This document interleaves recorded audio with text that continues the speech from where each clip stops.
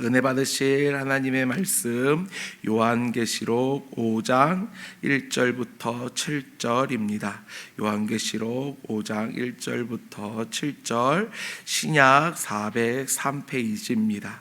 요한계시록 5장 1절부터 7절을 다 함께 합독하겠습니다. 내가 봄에 보좌에 앉으신 이의 오른손에 두루마리가 있으니 안팎으로 썩고 7인으로 봉하였더라. 또 봄에 힘있는 천사가 큰 음성으로 외치기를 누가 그 두루마리를 펴며 그 인을 떼기에 합당하랴 하나.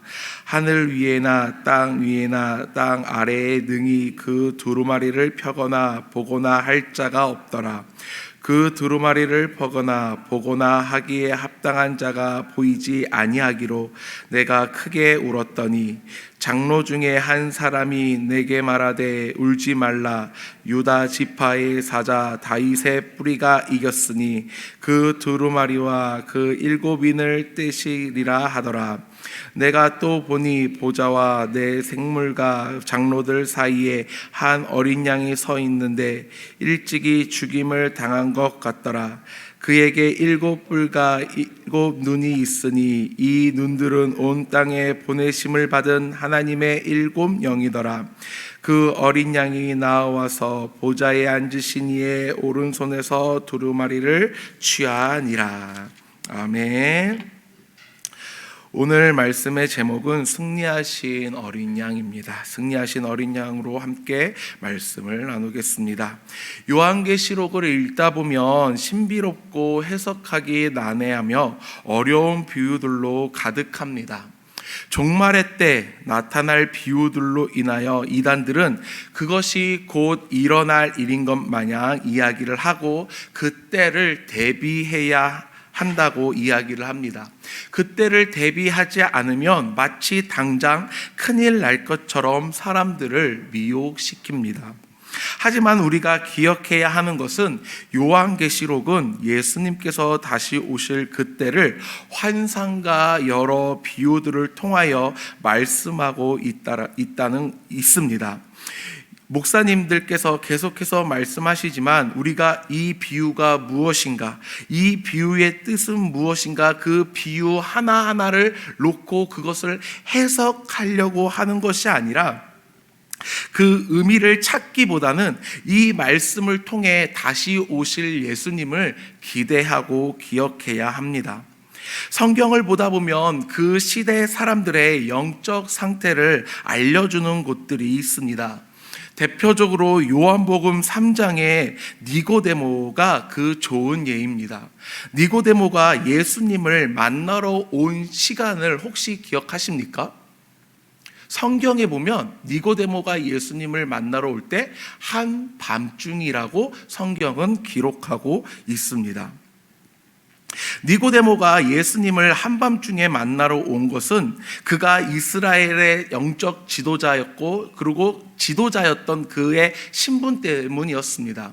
그가 예수님을 만나러 가는 모습이 발각이 된다면 그의 목숨은 위태롭기 때문에 자신의 목숨을 보존하고 생각하여 예수님을 밤중에 만나러 오지만 성경에서 나타나고 있는 밤 시간은 시간적인 의미뿐만이 아니라 그 당시 이스라엘 백성들의 영적 상태를 대변하고 있다는 것입니다. 그것을 잘 기억하시고 오늘 본문 말씀을 함께 보겠습니다. 오늘 본문 말씀 1절부터 3절을 다 같이 읽겠습니다. 내가 봄에 보좌에 앉으신 이의 오른손에 두루마리가 있으니 안팎으로 썩고 7인으로 봉하였더라. 또 봄에 힘있는 천사가 큰 음성으로 외치기를 누가 그 두루마리를 펴며 그 인을 떼기에 합당하냐 하나. 하늘 위에나 땅 위에나 땅 아래에 능히 그 두루마리를 펴거나 보거나 할 자가 없더라. 아멘. 요한이 그 한상을 보는데 보좌에 앉으신 이의 오른손에 두루마리가 있다라고 이야기를 합니다. 성경에서 오른손은 하나님의 권능을 상징합니다. 그 오른손에 두루마리가 있습니다. 그리고 그 두루마리의 상태가 어떻다 어떻다고 이야기를 합니까? 봉해져 있다고 이야기를 합니다. 두루마리가 봉해져 있다라는 것은 그 두루마리를 볼 수 있는 사람이 아무도 없다라는 것을 의미합니다. 그 두루마리가 봉해져 있다라는 것은 그 두루마리 안에 기록들이 가득 찼기 때문에 더 이상 그 두루마리의 내용을 기록할 수 없어서 그 내용을 이제 두루마리를 봉인한 것입니다. 하지만 오늘 본문 말씀을 보니 그 두루마리 상태가 봉해져 있다라고 합니다. 그렇기 때문에 2절 말씀에 힘 있는 천사가 큰 음성으로 외치기를, 누가 이 두루마리를 펴며 그 인을 떼기에 합당하냐고 외칩니다. 큰 소리로 외쳤다라는 것은 모든 사람들이 다 들을 수 있는 큰 소리로 외쳤다라는 것입니다. 그렇기 때문에 마지막 때 심판의 때에는 모든 사람들이 다시 오실 예수님을 볼 수 있는 것입니다. 어느 날 한 학생이 저에게 찾아와서 이런 질문을 했습니다. 목사님, 예수님이 오실 때 지구 반대편에 있는 사람들은 예수님이 오셨는지 안 오셨는지 어떻게 알 수 있습니까? 라는 질문을 했습니다. 이 질문의 요지는 이런 것이었습니다. 우리나라가 낮이면 태양이 뜹니다. 그러면 우리나라의 반대편에 있는 나라는 밤이기 때문에 달이 뜹니다. 그렇기 때문에 태양이 떠 있는 나라에서는 달을 볼 수 없고, 달이 떠 있는 나라에서는 태양을 확인할 수 없습니다. 그래서 그 학생은 우리나라에서 예수님이 보이면, 오실 그 예수님이 보이면 다른 우리나라의 반대편에 있는 나라에서 예수님을 볼 수 없는데, 그러면 어떻게 예수님이 왔는지 알 수 있냐라는 질문이었습니다. 심판의 때에는 모든 사람들, 지구 반대편에 있던, 지구 어느 구석에 있던, 숨어 있던 모든 자들이 다 예수님을 볼 수 있습니다.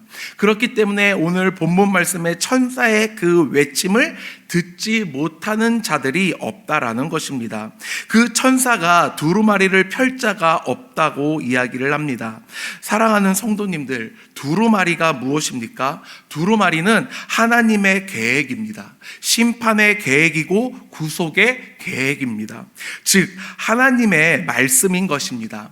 세상이 악해져 가니 심판의 때가 다가오니 말씀이 열려 있는 것이 아닌 그 말씀이 닫혀 있다고 이야기를 합니다. 우리가 신앙생활을 할 때 가장 어려운 것이 무엇입니까? 기도하는 것일까요? 혹은 예배 드리는 것일까요? 아니면 찬양을 듣거나 부르는 것일까요? 무엇이 가장 어렵다고 성도님들은 생각하십니까? 제가 생각했을 때 우리가 신앙생활을 할 때 가장 어려운 부분은 바로 말씀을 읽는 것입니다. 말씀을 읽고 말씀을 듣고 말씀을 보는 것이 우리가 신앙생활을 할 때 가장 어려운 것 같습니다. 그래서 우리는 말씀을 흔히 무엇이라고 이야기를 합니까? 수면제라고 이야기를 합니다. 잠이 오지 않는 사람들에게 말씀을 읽어 그러면 기가 막히게 잠이 와 라고 이야기를 합니다. 물론 이 말은 진담이 아닐 줄 믿습니다. 농담이 섞여 있는 말이지만 그 농담 속에는 우리의 본 뜻도 담겨져 있다라는 것입니다. 그만큼 말씀을 읽는다라는 것은 매우 어려운 일이며 힘든 일입니다. 저 역시 말씀을 읽기 위해서는 정해진 시간에 말씀을 읽어야 합니다. 그 시간에는 내가 말씀을 읽기로 작정했기에 꼭 그 시간에 말씀을 읽으려고 노력을 합니다. 제가 바빠서 그 시간을 놓치면 꼭 그날에는 말씀을 읽지 못하는 저의 모습을 보곤 합니다. 그렇기 때문에 그 시간에 정해진 시간에 말씀을 읽으려고 노력을 하지만 그것을 지키기가 매우 어렵다라는 것입니다.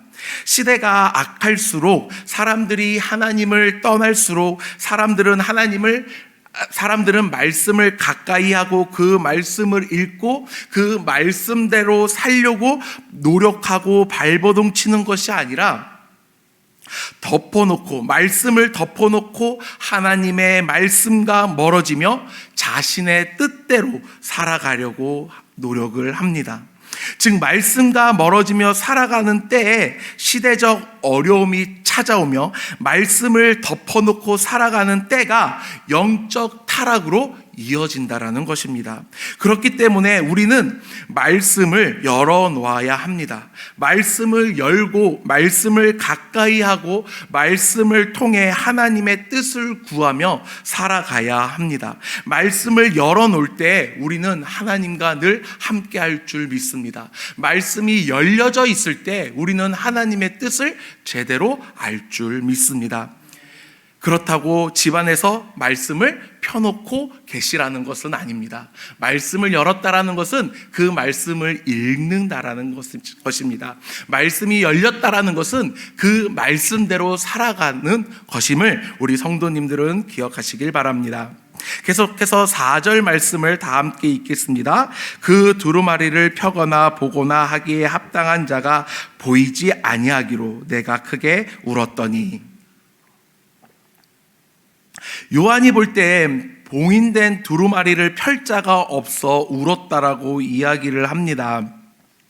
왜 그것을 펼 자가 없다고 이야기를 할까요?